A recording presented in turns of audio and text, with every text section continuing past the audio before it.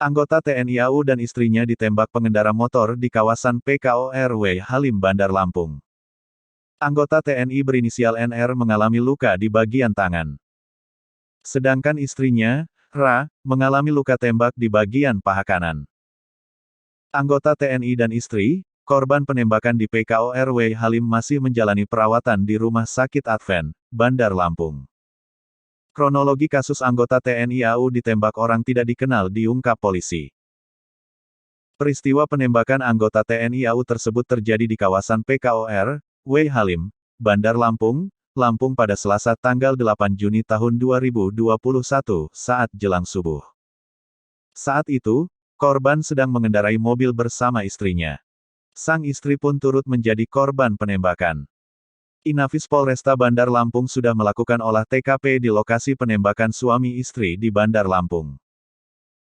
Olah TKP bersama Satreskrim Polresta Bandar Lampung dan jajaran dilakukan pada Selasa, tanggal 8 Juni tahun 2021, sekira pukul 11 waktu Indonesia Barat.